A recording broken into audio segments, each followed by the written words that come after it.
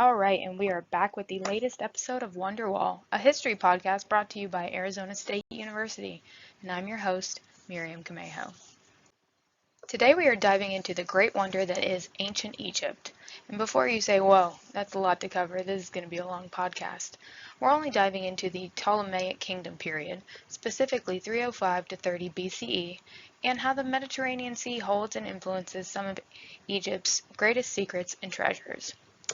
So let's start where most people start, at the beginning. The Ptolemaic kingdom was founded or began in 305 BC by the Macedonian general Ptolemy I and ended in 30 BC with the death of Cleopatra. Yes, that Cleopatra. It was the longest and last dynasty of ancient Egypt, and the conclusion of this dynasty was the catalyst for emerging of Greek and Egyptian culture and religion. Right before the Ptolemaic kingdom began, in about 332 BC, Alexander the Great conquers Egypt from the Persians. He dies, and the Macedonian Empire dissipates. And who's left to pick up the pieces? His most trusted general, Ptolemy I, who then wins control of Egypt from Alexander's rivals, the Diadochi. And as all the great conquerors do, he declares himself ruler of Egypt. Ptolemy I proceeds to expand the kingdom, and he also names Alexandria, located on the Mediterranean Sea, the capital, and it becomes the major center for Greek culture for quite a few centuries. Now next in line is Ptolemy II, who comes into power in 283 BC. He was described as a peaceful ruler and was also written as very unwarrior-like, which is an odd characterization as the kingdom reaches its furthest extent under his reign. He's described as more of a man of literature and science, and he funds the expansion and completion of the Library of Alexandria for scientific research. He's also a man of architecture and oversees the Lighthouse of Alexandria, one of the 7 wonders of the ancient world. And lastly, he commissions the Taposiris Magna, or the Great Tomb of Osiris. And who is this Osiris, you ask? Only one of the most important gods of ancient Egypt. Osiris played a dual role, being the god of fertility and the god of the dead, or the resurrected king. His dual roles would later be combined into the king of the dead and the king, Horus, god of the skies, son. The goddess Isis, remember this name for later, was the mother of Horus and consort of Osiris. Osiris was believed to be the giver of vegetation brought about by the annual flood of the Nile River, bringing fertility and life from the underworld. Now this sparked a transition to a belief that Osiris brought about resurrection, which largely attributed to Egyptians burying their dead with items that they would need or want in the next life. One such item that was recently discovered in the tomb of Osiris, Taposiris Magna, was that of a gold amulet in the shape of the tongue. And what was that tongue for? We interrupt this podcast to bring you a word from our sponsors. Tired of being reincarnated without any of your items? Do typical sarcophagi feel cramped or claustrophobic to you? Try out the new Sarcophagus 3000, built to house 20 of your earthly belongings with plenty of legroom and comfort to guide you to your next life. Try one out today. Now before we get into the golden tongue, let's talk more about the place it was discovered. The Taposiris Magna most likely played a pivotal role in trade as it was located near the now dried out Lake Mariaut and theoretically allowed for transportation of ships to the harbor and then transports goods into Egypt, although this is debated. It housed both private and public buildings with a network of religious sites and burial places, ranging from sarcophagi to columns and funeral towers. Notably, it also housed cisterns and tunnels of water that transported water throughout the city, modeled closely to the tunnel of Eupalinos in Greece with the same functions. It has become a major point of discussion in the archaeological community recently due to a few important recent findings. That's right, the golden tongues.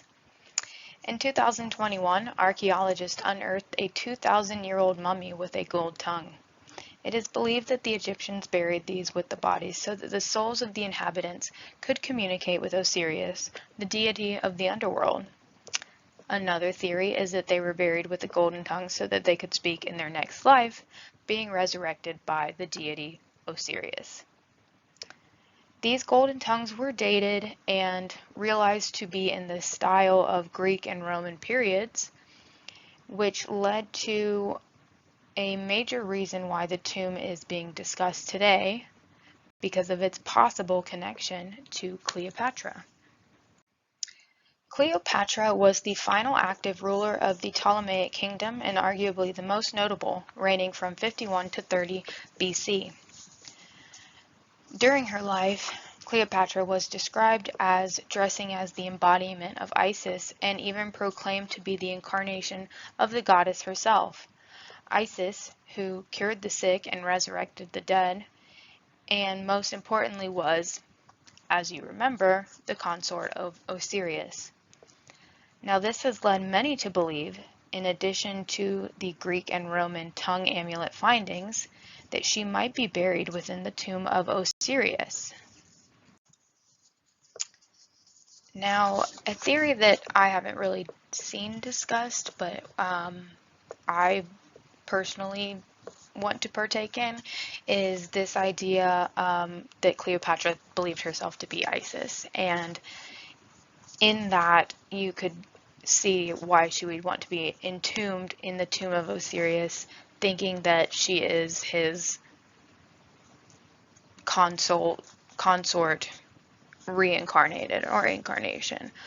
So that is a huge inkling, along with the Roman and Greek findings within this tomb, just also her connection to the person who built it. It was her great ancestor, and the location.